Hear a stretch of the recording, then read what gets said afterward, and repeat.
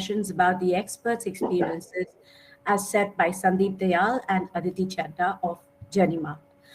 Uh, Post COVID, everybody has been into this revenge travel mode, as people like to call it. I call it the time where people have realized their new value systems.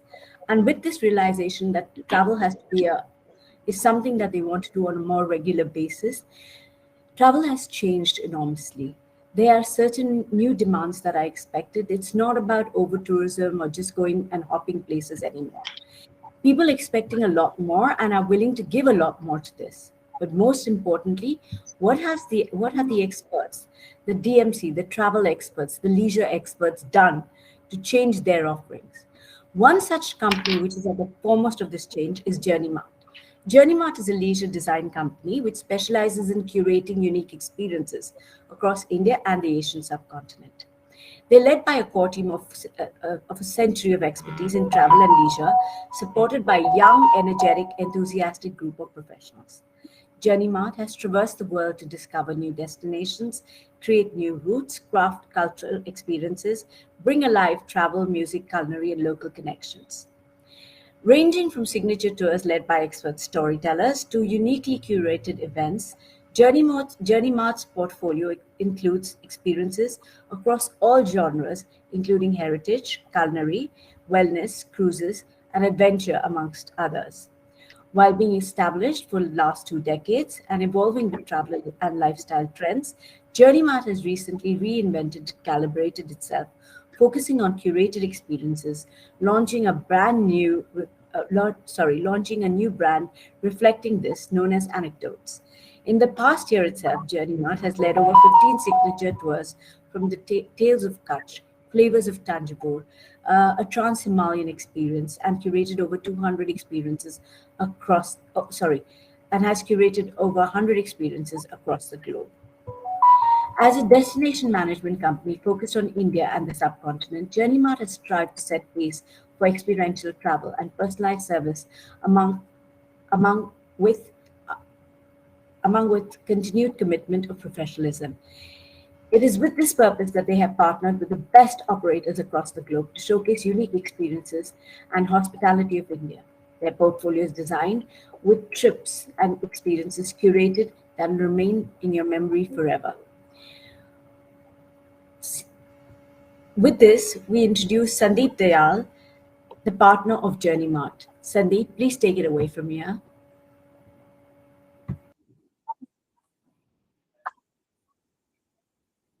Me, I see Aditi Chadda also there, so it's going to be between Aditi Chadda and Sandeep Dayal. Thank you very much, Sonia, for very rather sort of elaborate introduction, and at the same time you humbled us, or rather we feel humbled at this wonderful introduction and presentation of of what we've been doing. Just to give you a heads up, you did mention we're a two-decade company. That's absolutely true. But I guess in today's world and where we are, everyone's a new company. We actually started from ground zero, and we started at a time when the industry was at its worst situation, right at the bottom of the barrel. But one of the things that kept us alive is our excitement, energy, enthusiasm, and most important, zeal to still present and do something different. And here it was, the idea of creating a new Journeymart experience, which would in any way, any way demonstrate a complete change in the way tourism, tour products, services, experiences are presented to our guests and to the large customer base.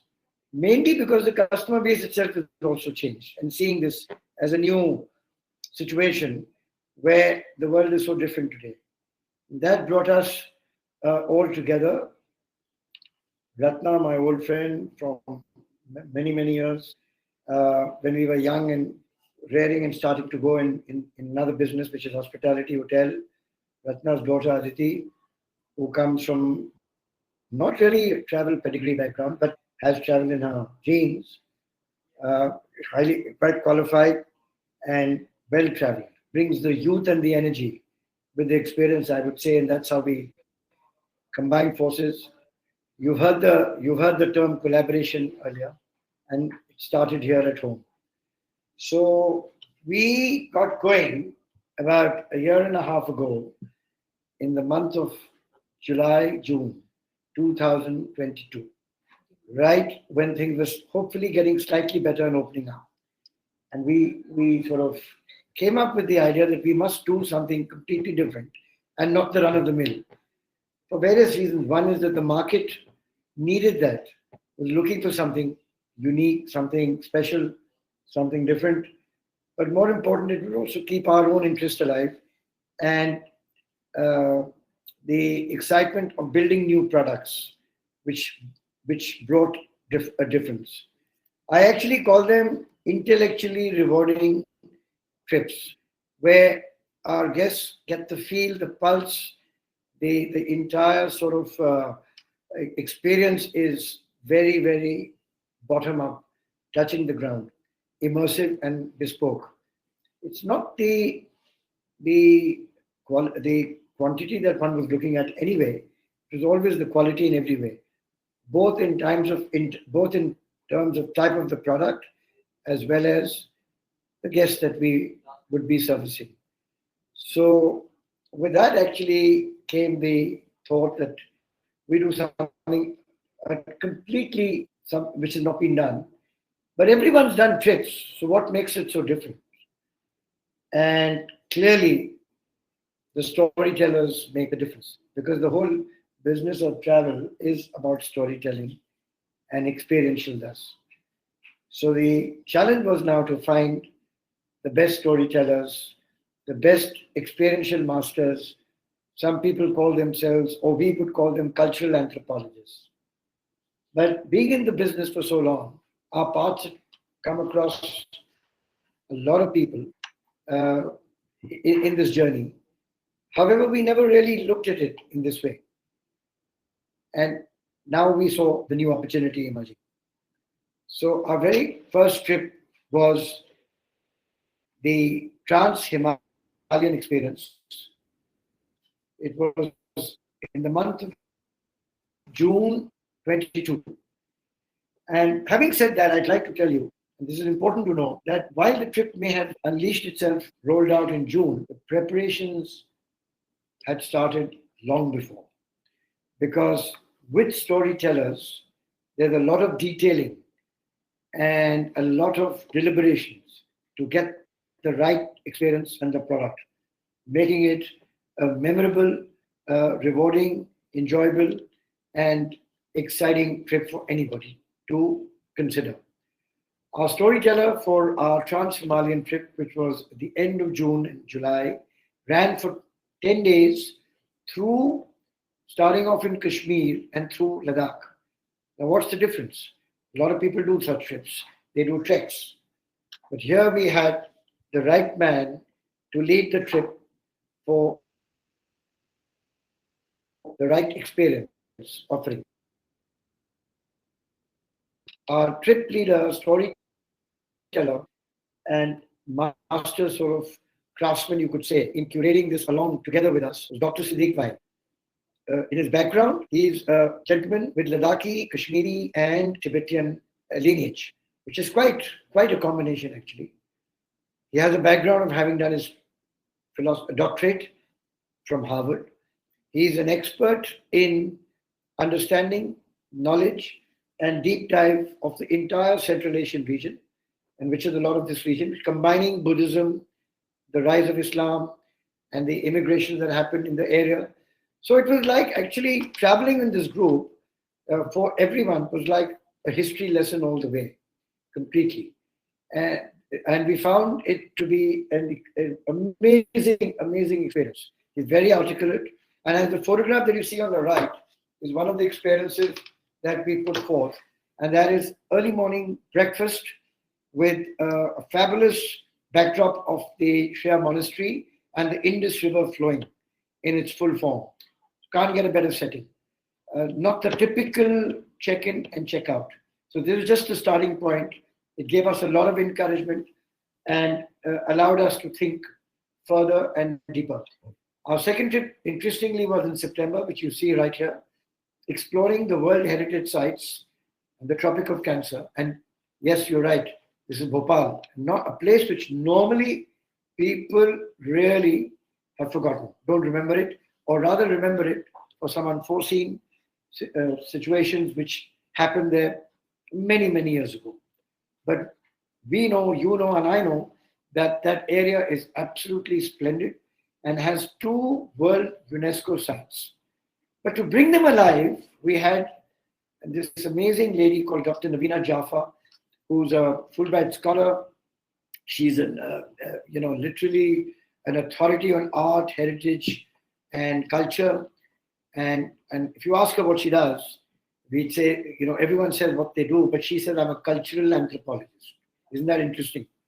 So here you see her on the right dancing and in front of a temple, which is one of the prominent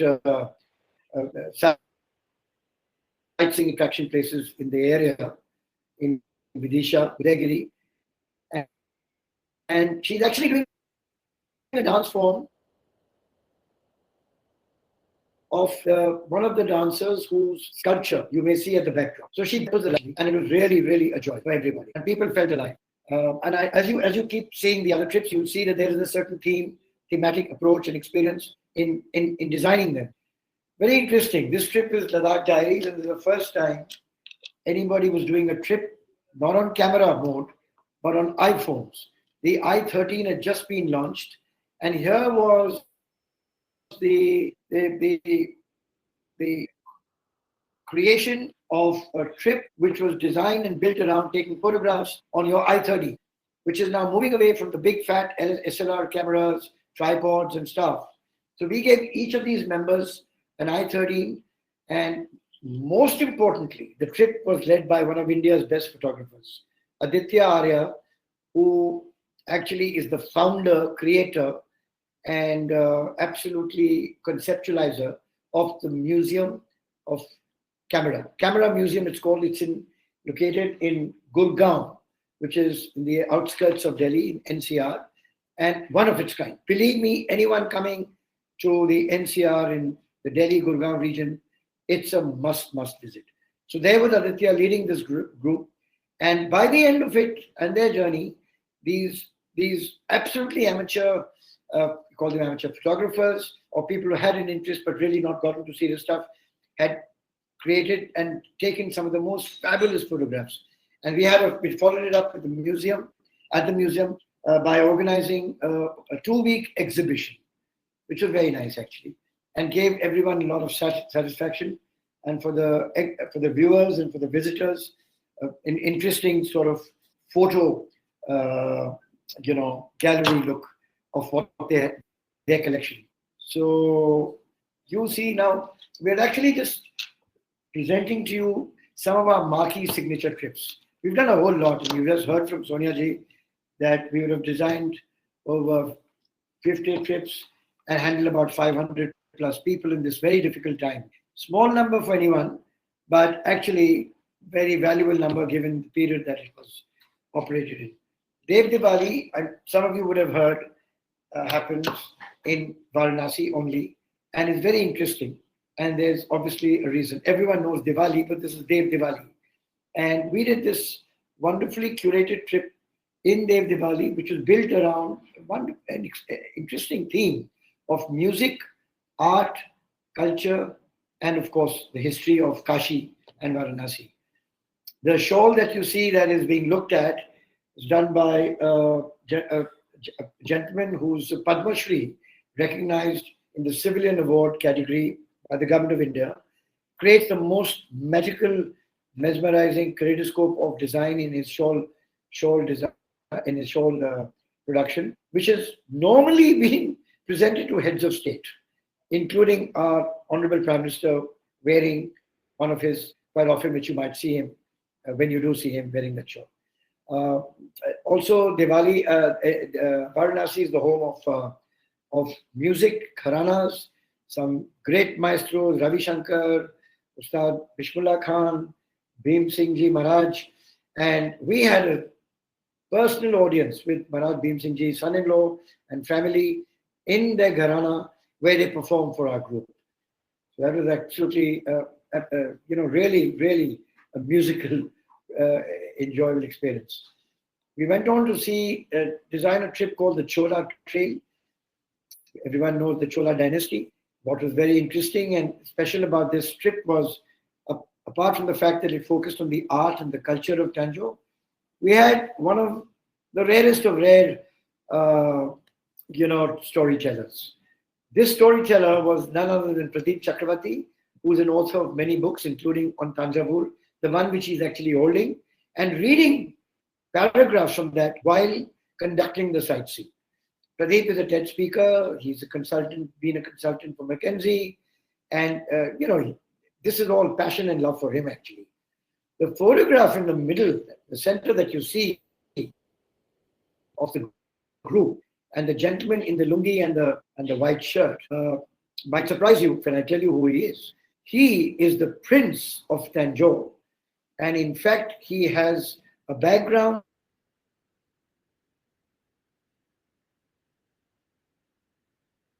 of ancestry from Shivaji Chhatrapati that makes him a strong blue blood. So as you know, the Marathas ruled a lot of the subcontinent in their prime, which went down and touched the bottom end was at Tanjore, and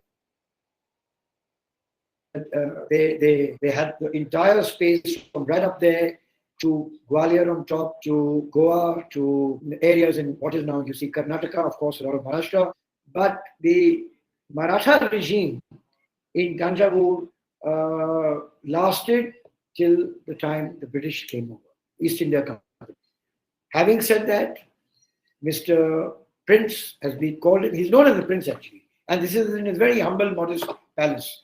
Explained to us the history of Tanjore and the background and how the Marathas came, and most important, the fabulous Bimbeshwara temple, which is a masterpiece and again another World Heritage Site. So here you can see that the trips that are being operated are exclusive, very, very immersive, and you feel the place completely. You just seen the journey that we took to Eastern Arunachal. It's another experience, it's completely different. And so it's a part of India, which we now call as Northeast India, of course. Absolutely beautiful, stunning, green, both in terms of culture, in terms of tribes, in terms of cuisine, in terms of architecture. That it's really is memorable for anyone to be there. In our groups, members of the groups have been very interesting bunch of people, retired former diplomats, members of the United Nations, and a complete diverse group. So everyone gets to know each other while on the journey. So here we have Eastern Arunachal, and we've done trips to Sikkim.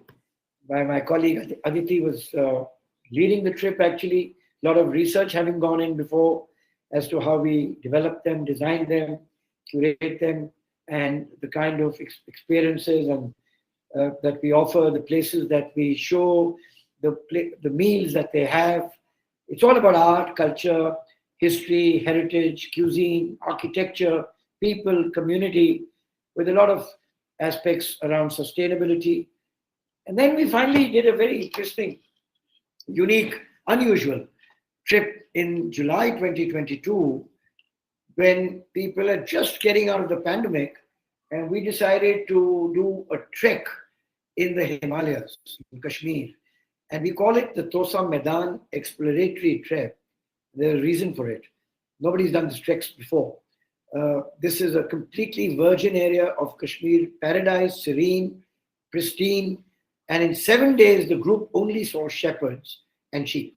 So that itself was another joy experience.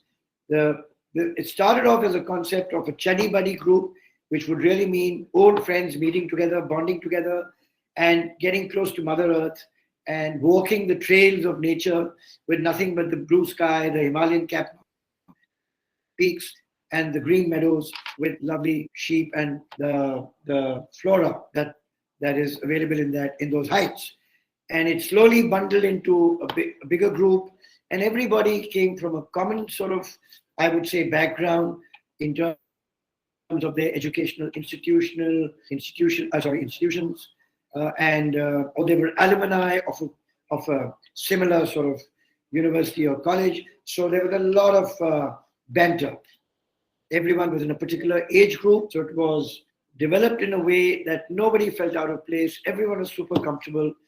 Believe me, there were heads of companies, global MNC companies here, who I was myself personally surprised to see crawling into their single or double occupancy, small little alpine tents, and experiencing the wonders of a 7-day trek with all that comes with it.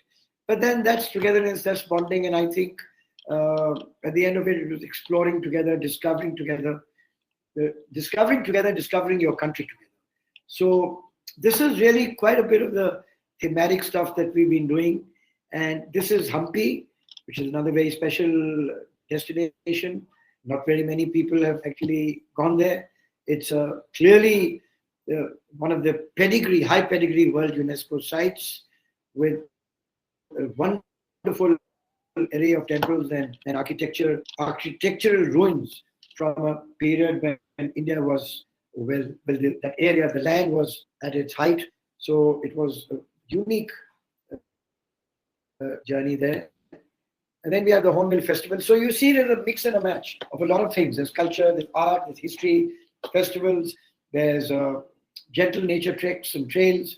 And this is the Hornbill Festival, where 7-8 tribes of Nagaland, which was about 20 years ago, clearly a disturbed region of this country, today pulling in a high value of tourism, not volume of tourism. Very special. And the focus here is the Hornbill Festival, which brings 7 tribes, including tribes which is just across the border, and the border being Myanmar. They come together, they showcase themselves, they have games. It bit like, reminds me of the Edinburgh Scottish Highland Festival, but our local festival, and was a wonderful visit for the guests. We're going to be doing this upcoming in the month of February.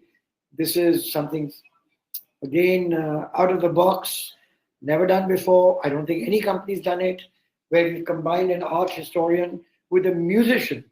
We've taken them to an area of Tamil Nadu, deep South India, and showcasing temples, culture, and history, cuisine of a particular place which has really not been frequented by any visitor. Our group would be the very first visitors staying in that area in a hotel, or rather old heritage style accommodation, charming place with 8 rooms. The groups are quite small. You see, the total size is from 10 people. Our bumper successes were Dev Diwali and Ladakh, with about 23 people. But it's just by virtue of demand, actually. But the pandemic has taught us, keep them small, keep them right, keep them tight. And this is a little bit of the backgrounder on these signature tours, which was so nicely introduced by Sonia, of some of the areas of highlight that we actually like to focus on, and our storytellers. You can see we've done a trip on battle historian. You must be wondering what that is.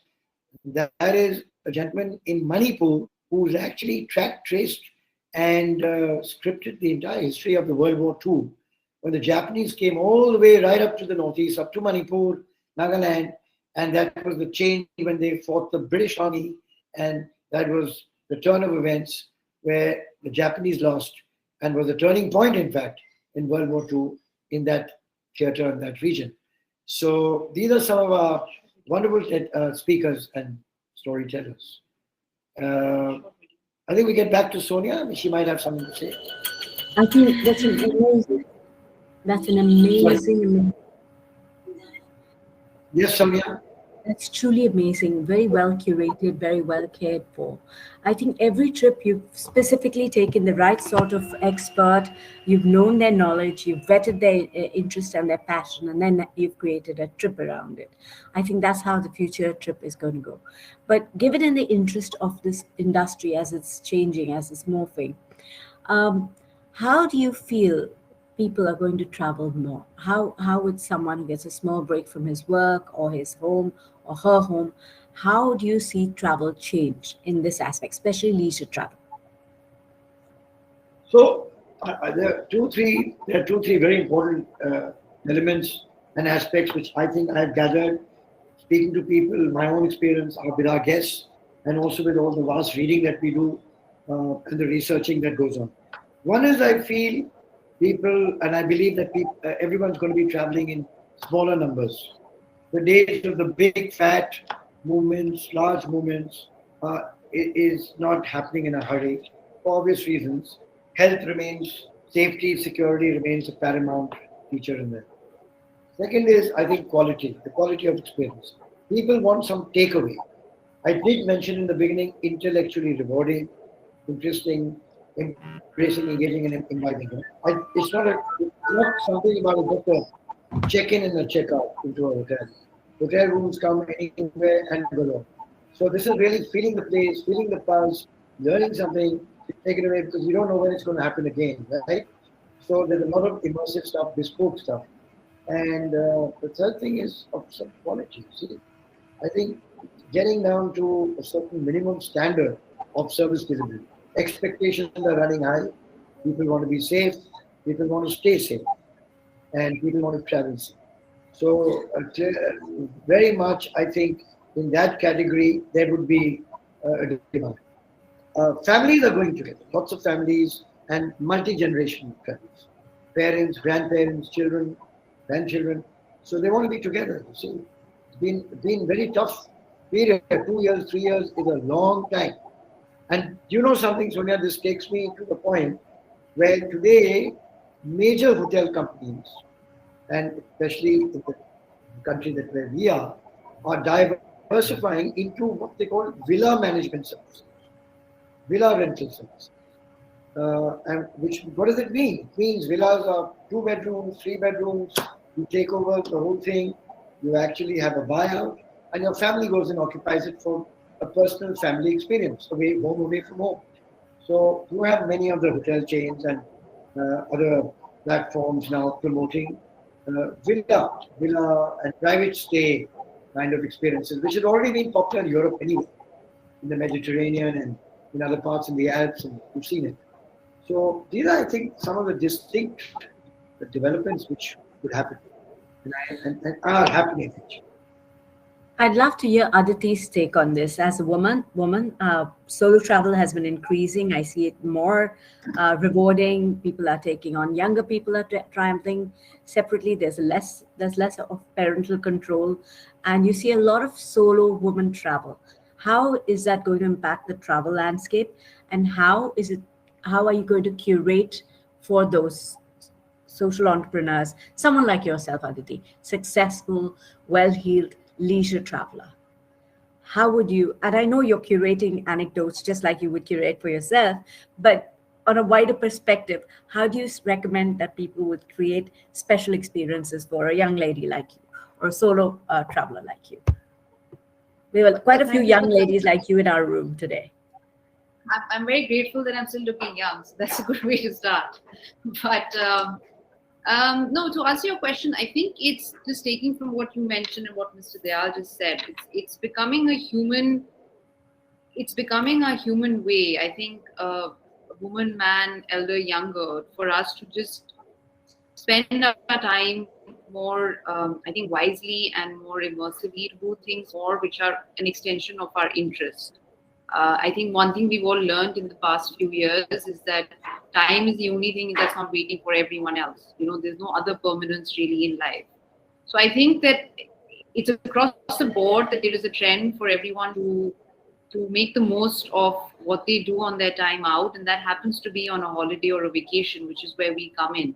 So our endeavor is through every experience to bring cultures to light, which, as you would have, I hope, seen through our presentation, we do across every touch point, whether it's the destination, the hotel, the property, the music, the art, the culture, the food. I think specifically, like you mentioned, for the younger generation, we are taking that trend a step further, and more, we like to spend, it's more about living in the moment, and it's more about making the most of what we have. So we're not, that bucket list concept, I think in our case, in this generation, is happening more frequently because everyone is in that, in a mode to make the most of what we have now. So that would mean, instead of waiting for 5 years to do a trip to South America, I would rather take 1 week off and do it today. Or if I'd like to scale Mount Kilimanjaro, I would like to join in a group of like-minded people that would allow me to do that this year instead of waiting for 5 years. So I think that rush to make it happen now is what I see as a bit of a trend in terms of the frequency and in terms of the excitement that this generation has to do things today. And I think where the community come together for us, where the communities come together, is that people are very open to meet like-minded individuals. So even for us as women, whether it's for the safety or whether it's just the idea of getting out of your comfort zone, you want to get out and do the things that you love, but do it with people that love it as well. So no one is waiting anymore, I think, to form groups or, like I said, making a bucket list. It's something they wish to do today. And if there is a platform, which I hope we are offering to them, that allows you to meet other like-minded individuals and just go out there and explore what your interest is, I think that's what's clicking. And I see that trend, like I said, more so with our generation today. True, I concur. I feel the same too. What we generally do at the Rise Tours is give people a taster of what travel would look like. And since you've curated Sikkim, can you please share some of the best places that you could recommend for people to go and experience in Sikkim? The top 10. What top 10 would be? 10. Well, I think it's more than the places, it's sort of the things in the different cities that when we did it, I did it firsthand, as Mr. Dyal mentioned, with the group.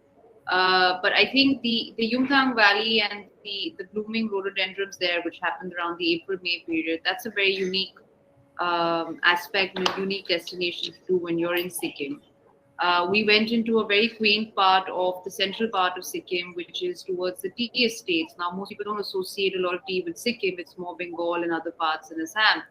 But we discovered a small tea estate, heritage bungalow, which now sits perched atop a hill. And that to me was a very unique experience and something very interesting to do. In Gangtok itself, again, I think another unique experience was we went into an old bookman's store. And that store today, which is sort of iconic in the city, is sort of a platform of stories, because you have people coming in every day talking about different topics. And we happened to catch one such conversation, which was regarding the architecture of the Seven Sisters.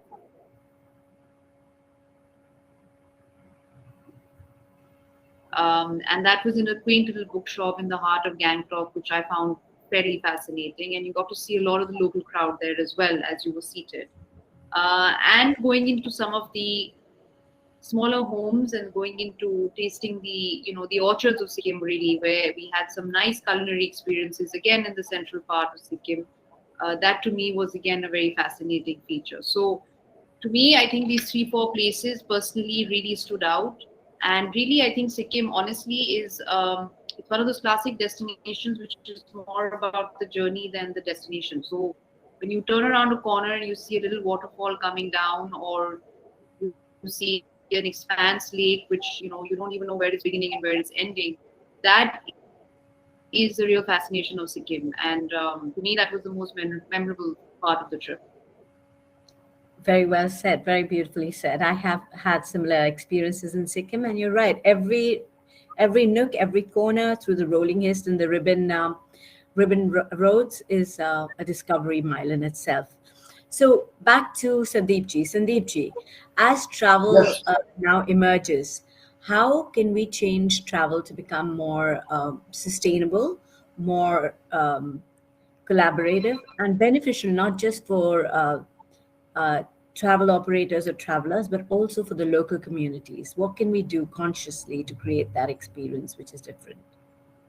So it's a very important point that you ask, and I think the areas which we must really be looking to develop when we are building our travel and tourism product programming should be focusing on elements such as, authentic travel. I use the word authentic, which means genuine. I've mentioned about feeling the pulse of a place, not superficially. You see, immersive travel is something which is very, very important and critical to the entire, add value to the experience. And again, I'm coming to the point of add value and not volume. Anywhere, whatever we do. The other day, we met somebody who's into low season travel. Can you believe that? And he's presenting some of the most important destinations in the world in their low season and seeing a demand and interest for it. We already know of the terrible fallouts of what we call over tourism in many places like in Europe, in Venice, Florence, in our neighborhood, even the Mount Everest trail, as we call it. And there's something called as low season travel or slow travel. You see, uh, these are the areas I think which are clearly going to be the order of day, and it's about people who are curious in their travel experience and not, or in their tourism knowledge experience, not just in versus against tourism. In the old days, you do, as Aditi said, bucket list. You go do a 10 days Switzerland European Cosmos tour. And I'm not saying taking anything away from all that, but you check in, check out. I've seen A place, B place, C place. Today, you want to feel the place. You may stay in places longer than usual. That means not the short overnights, but longer stays, and thus enjoy it far more in depth. Of course, all this comes to the point of purposeful and meaningful travel. And that's the reality. And at the end of the day, whatever we do for ourselves, for our customers, for our stakeholders, for the community, should be purposeful, should be meaningful, should be productive for them. And that's why even when I do a simple thing as walking a trail or walking on a street, I look around. I like to encourage local stakeholders, suppliers, even if it's the corner tea man, and understand what's the tea label that he uses. Have a cup of tea in his little patio or his bench rather than go to a luxurious 5-star, which not about the payment, it's about the feeling of being with the local community. Explaining to them how they keep the hygiene, keep it sustainable. And I promise you that this is really more like a mission now. Because wherever I would go, I would like to focus on that. And even you'd be surprised to know where I've had local people tell me, what do we do? There's such a spate of tourism inflow that these guys just don't know how to maintain it. I said, we will create the signages. We will build the discipline. And most important, the communication. So all of us can work as a community. Maybe on a Sunday, come out on the road, clean the litter that's out, and talk to them about waste management, garbage collection, and so many aspects to it. I think, the Davos has just got over in Switzerland, and really and clearly, climate change was the hot topic by everybody, right? And this remains the foremost paramount in whatever we do and however we do. And that means protecting the environment and thus creating and curating experiences which are environmental friendly. Be it Sikkim, be it Goa, be it in Kashmir, be it in Tanjore, and talking to our guests, our partners who we call, and friends and community, the importance of this. And everyone does recognize it. I think it's clearly understood. Domestic tourism is booming.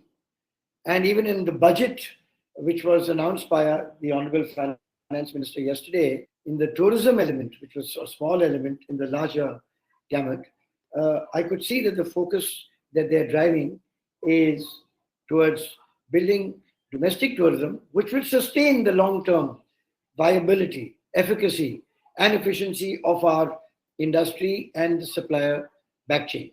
You see, it's not just building on one plank of or one segment of tourism, which is the inbound tourism. All this while we were saying, bring the foreigners in, which is important. Showcase incredible India, but it's not about captions and bites and brand slogans. It's about building the experience. Because if you have that right experience, the customer on the ground will say, incredible India. He doesn't need to read it to be told about it. He must feel it. And that's what I would like to say towards building a sustainable model, SDG, Sustainable Development Goals, which is also United Nations Charter. So whatever we can do in a small way, be it banning plastic, be it in the kind of deliverables that we do or the designing of our trips, should be really created around that. Also inclusivity. I think it's important. I'm very happy that Aditi, I feel very comfortable that I have ladies in every way as and working closely with them, because they bring another element of experience and perspective and most important, positioning. So Aditi will tell you that recently we handled an all ladies group, all women's group, which was organized under the auspices of the Chamber of Commerce. And I'm very happy to report actually that not only were ladies building the itinerary in the program, but they were delivering it on ground and leading it by our colleagues, and Aditi was on there. So inclusivity, gender inclusivity, climate change, and domestic tourism will be very important, drivers towards creating the sustainability fabric and, you can say foundation for the tourism as we move into the future. Again, beautifully articulated. Yes. Beautifully articulated. And I've got a few takeaways today. One is add value, not volume only. Second was no bucket list, experience, slow travel, enjoy slow travel. There is something as low season travel, which is really interesting to me. It's great. It's going to be great on the pocket and great on the experience also. There were a lot of takeaways, and I think one of them another key one was about how you talk about encouraging domestic tourism, which is critical because we've always thought the best has to come from the West, and then, well, the rest will follow. But I'm glad to see that there is this whole new focus of local tourism. Having said that, is there any last words anybody would like to? I'm opening this for question and answers. Are there any questions from anyone? I just wanted to say one thing, that I spent a lifetime promoting inbound tourism. I traveled the world promoting incredible India. And in my very first experience of Ladakh and followed by Banaras, Dev Diwali, I felt the acceleration, the extreme joy of being able to showcase my own country to my own fellow countrymen and country ladies, women. So it was absolutely different experience. With that came many learnings, how you handle a certain segment, a certain clientele, a certain nationality. So be it. But the market is very large, and as you know, in the period of the pandemic and post that, the Ministry of Tourism of India itself came up with the initiative of Dekho Apna Desh, showcase India to Indians and showcase Indians to India. So it was quite memorable and a big takeaway. And no one should actually discard it. Today, you speak to any of the stakeholders, they will tell you that a lot of them have survived and are surviving well now, prospering, is because of the large domestic segment in the domestic market. Notwithstanding, to take away anything from the international markets, who we must continue to reach out to, invite and present the wonders of India and our 33 world UNESCO sites. We would continue both, planks of approach to the market. So that's what I wanted to say, really. and I want to thank you for this wonderful opportunity. Thank both of us and Journeymart. Thank you very much for your time. I know you'll have a really, really busy schedule, and you've taken time out to be a part of RISE Global Summit and RISE Tours. A big thank you from me. Anybody who would like to ask a question is most welcome to do so. Any questions? We have a rather quiet, shy audience, I must say. We've seen them send out a lot of emojis, but no questions. I guess you answered them all. Thank you very much for your time, Aditi. Thank you very much for your time, Sandeep ji. Thank you. Thank you for your patience. I know it's a tough sort of platform to cross, but thank you for your patience. Have a wonderful day ahead. The next time you will be addressing us as a bunch of people who are from Anecdotes, because it summarizes it that all we do is create anecdotes. That's So so true. So I'd like to call you from the Anecdotes, right? Thank you for sharing your anecdotes right now. You have a wonderful, wonderful evening. Thank you, Yash, for your support. Have a good night. Have a good evening. Bye-bye. Thank you. Thank you. Thank you. Thank you. Yes. Bye.